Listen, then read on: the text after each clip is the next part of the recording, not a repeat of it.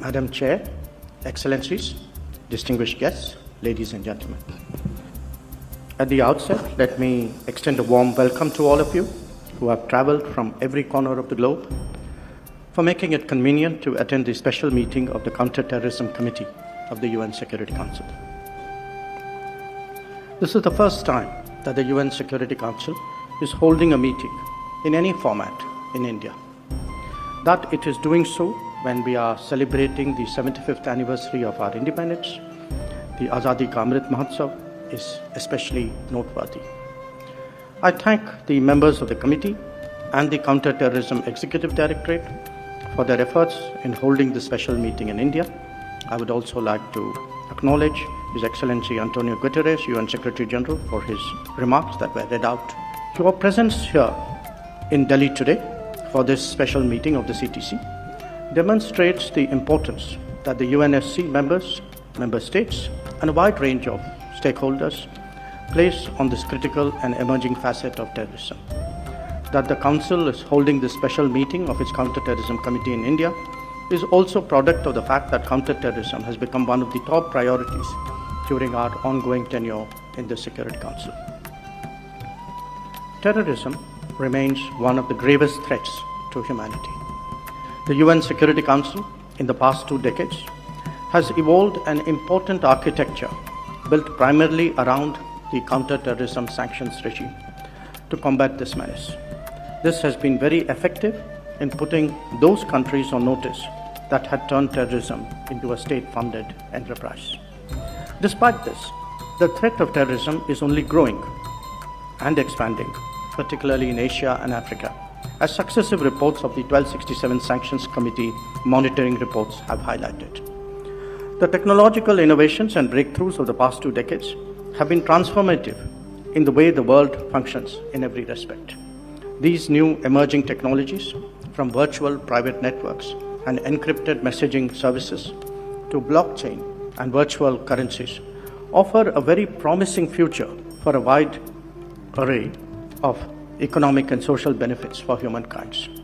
However, there is a flip side, especially where terrorism is concerned.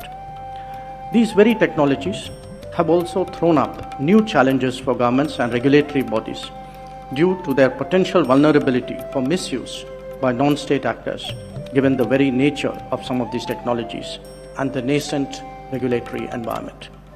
In recent years, terrorist groups, their ideological fellow travelers, particularly in open and liberal societies, and lone wolf attackers have significantly enhanced their capabilities by gaining access to these technologies. They use technology and money, and most importantly, the ethos of open societies, to attack freedom, tolerance, and progress.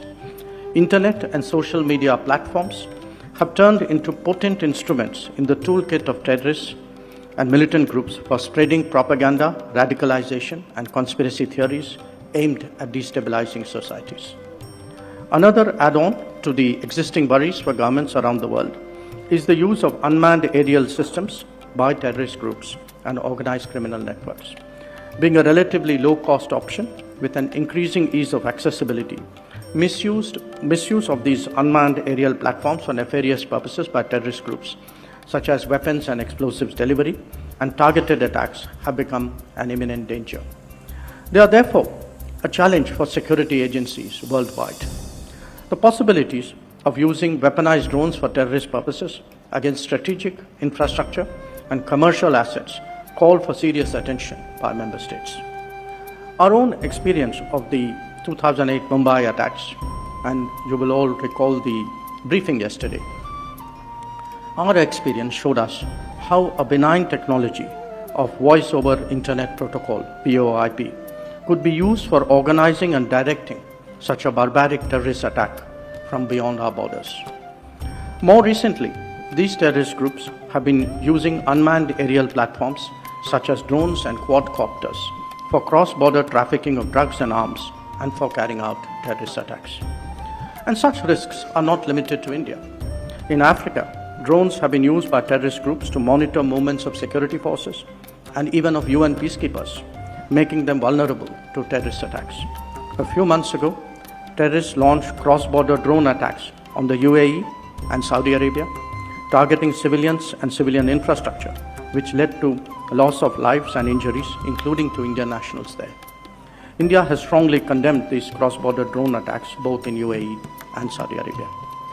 With this context, we felt an urgency to initiate a focused discussion at this preeminent Security Council organ, the Counter-Terrorism Committee, charged with the purpose of combating terrorism on this evolving threat from misuse of new and emerging technologies.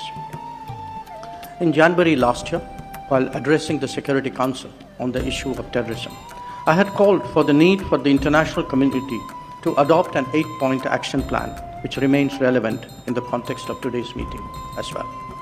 One of the key points I had advocated was for member states to increase funding for UN organs such as the UN Office of Counter-Terrorism, the UNOCT. We have with us Ambassador Vladimir Voronkov, Under-Secretary General for Counter-Terrorism. Excellency, I am happy to announce that India will be making a voluntary contribution of $500,000 in the UN Trust Fund for Counter-Terrorism this year to augment the efforts of UNOCT in providing capacity building support to member states in preventing and countering the threat of terrorism. I would like to conclude by reaffirming India's commitment to strengthen international efforts to combat terrorism, including combating the use of new and emerging technologies. The Delhi Declaration, which is to be adopted at the special meeting of the CTC, will exemplify the commitment of the international community in dealing with the threat of use of new and emerging technologies for terrorist purposes. We are honored to host this special meeting of the Counter-Terrorism Committee in India and contributing to international efforts in this regard. I am confident that today's special meeting will be yet another milestone for this Council to deal with a pressing issue which requires the urgent attention of the international community. I thank you.